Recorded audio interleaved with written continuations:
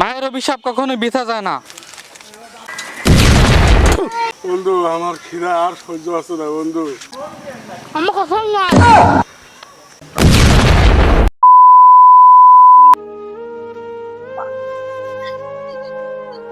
ওমা না তাড়াতাড়ি কমে গেল বন্ধু, যাও ওমা।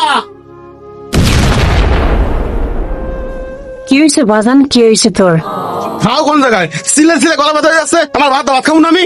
আচ্ছা বাবা তুই বয়, আমি ভাত নিয়ে আইতাছি। তাড়াতাড়ি আমি বইতেছি।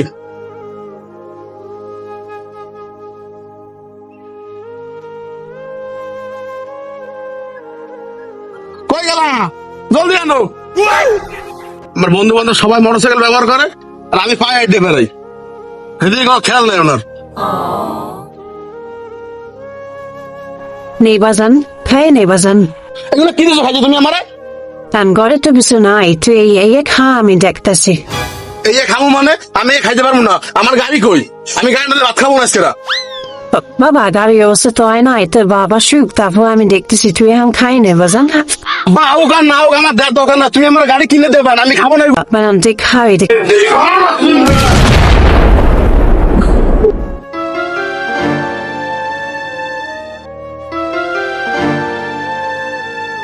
বাজান বাতার লাগে এগুলো করতে হয় না বাজান, বাতে অভিশাপ দেয়। সমস্ত মানি না।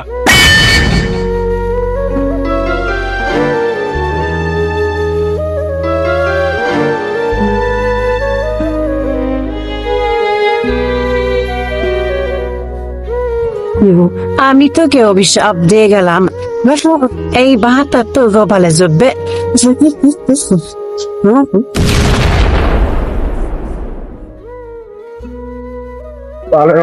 খালি অভিনয় করে আমার সাথে, লাগে না দেখবো।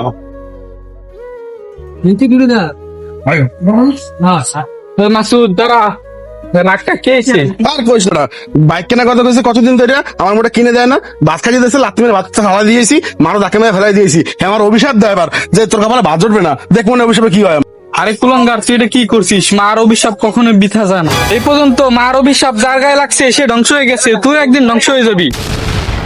যা তোমার সর, নীতি কথা কয় আমার লোক।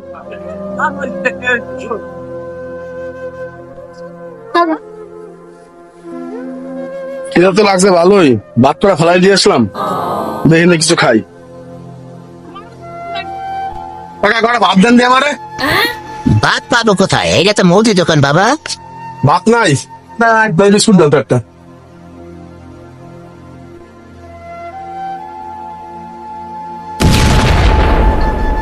কাকা বিস্কুট মানে পাথর কেন? কি রে, এগুলো সব তো ঠিকই আছে, তোর পাথর হয়ে গেল কা? আবার খেয়ে দেখি, আবার পাথর হয়ে গেল। হে আল্লাহ, আমার সাথে কি আসছে এগুলো? হ্যাঁ পাগল হয়ে যাবো তুই। হ্যাঁ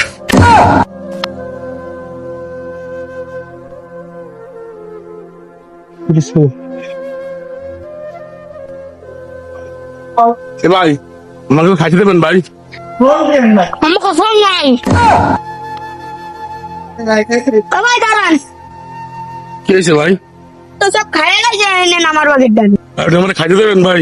দেন ভাই।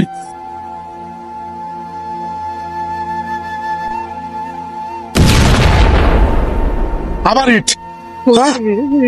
ও মা, তুমি আমারে কি অভিশাপ দিয়ে গেলা মা?